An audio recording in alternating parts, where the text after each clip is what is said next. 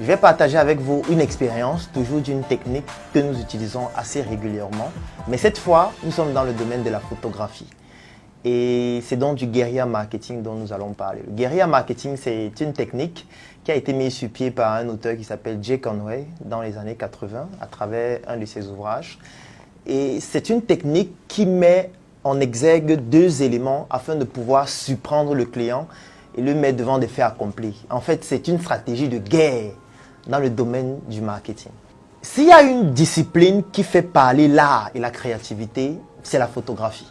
Et moi, j'aime souvent différencier les photographes des artistes parce que c'est deux choses radicalement différentes. Le photographe, c'est celui-là qui a un appareil photo et puis il essaye de prendre les clichés et puis les tirer et avoir un peu d'argent. Je caricature, bien évidemment. L'artiste, c'est vraiment celui-là qui conçoit, qui crée, qui innove et qui essaye de faire ressortir, rejaillir des émotions, je dirais, à travers une photo ou à travers un portrait pour pouvoir faire ressortir au-delà de l'image des émotions qui transmettent un message qui soit très puissant. Et s'il y a une caractéristique dans les secteurs d'activité pour pouvoir les cibler et les transformer en opportunités d'affaires, c'est le fait que les secteurs soient en croissance. Ça veut dire qu'un secteur d'activité est en croissance, ça veut dire plus le temps passe et plus les personnes qui rencontrent le problème que vous êtes en train de résoudre augmentent. Ça veut donc dire que le secteur d'activité est en croissance, c'est donc une très bonne caractéristique d'opportunité d'affaires. Et il y a donc un secteur d'activité qui est très négligé en général, que ce soit au Cameroun ou en Afrique, c'est le secteur de la mort. Tous les jours, on se plaint que les gens meurent. Il y a les accidents de voiture, les accidents de moto, il y a des cancers et tout ce qu'on veut dire. Je suis d'accord avec ça. Les gens meurent beaucoup. Mais c'est aussi une opportunité. Vraiment, je suis désolé de le dire, ça peut choquer.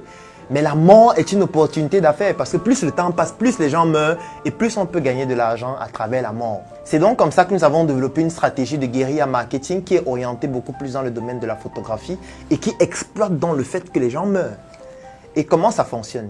Nous avons commencé par identifier dans la ville de Yaoundé les grands hôpitaux, notamment les hôpitaux de 3e et de 4e catégorie, à savoir l'hôpital central de Yaoundé, le CHU, l'hôpital général de Yaoundé, l'hôpital gynéco-obstétrique. Et nous avons donc décidé de mettre sur pied une stratégie qui consiste déjà à recueillir les informations. Parce qu'en général, les levées de corps dans ces différents hôpitaux se déroulent le jeudi. C'est le jeudi où on lève les corps et où les familles viennent récupérer leur corps qui est à la morgue. Donc on arrive donc à l'hôpital, on essaye d'avoir des informations le lundi et le mardi des personnes qui vont faire l'objet d'une levée de corps le jeudi. Dès qu'on réussit à avoir la base de données donc, des personnes qui vont faire l'objet d'une levée de corps le jeudi, on fait une séparation. Et là, nous sommes dans une autre technique de marketing qui s'appelle la méthodologie SCP. S pour segmentation, C pour ciblage, P pour positionnement. Segmentation, ça veut dire que nous avons une population assez large et hétérogène de clients. Et puis maintenant, on la segmente pour la rendre homogène, pour avoir réellement les personnes qui rencontrent le plus le problème qu'on a pour les cibler de façon plus facile dans le C et pour se positionner dans le P. Donc, on a la liste des personnes qui vont faire l'objet de la levée de corps. Et dans cette liste, on la sépare. Parce qu'il y a une différence entre les gens qui sont morts et les gens qui sont décédés. Ça, les gens ne le savent pas certainement. Parce que ceux qui sont morts, ce sont des personnes dont la vie a traumatisé. Ça veut dire que la mort est venue comme une délivrance pour eux. Pour qu'ils aillent vivre au paradis pour l'éternité avec le Seigneur certainement.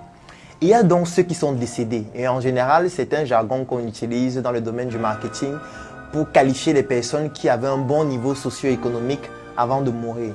Donc, il y a une différence entre ceux qui sont morts et ceux qui sont décédés. Donc, dans cette liste, on enlève tous ceux qui sont morts et on conserve uniquement ceux qui sont décédés. Et parmi ceux qui sont décédés, on mène donc des études qui nous permettent de savoir exactement de quelle famille ils appartiennent, quel est leur niveau socio-économique, etc.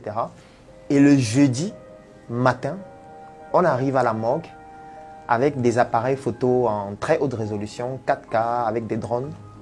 Et puis on filme toute la levée de corps. Quand on finit de filmer la levée de corps, on accompagne la famille jusqu'à la maison. On filme toute la veillée. On finit de filmer la veillée, on accompagne la famille jusqu'au village. On filme tout l'enterrement. On prend les témoignages de certains membres de la famille. Et puis, dès que l'enterrement se termine, on réalise donc une vidéo qui est sur un support DVD. On réalise un ouvrage sous forme avec des photos du deuil. On fait agrandir 2-3 images. Et la qualité est extraordinaire tout simplement. Et à chaque fois qu'on le faisait et qu'on allait rencontrer dans les responsables de la famille pour leur proposer le travail, ils achetaient systématiquement. Donc on ne l'a jamais fait et ils n'ont pas acheté. Pourtant on n'était pas les photographes. Ils se demandaient toujours, mais qui vous a demandé de filmer?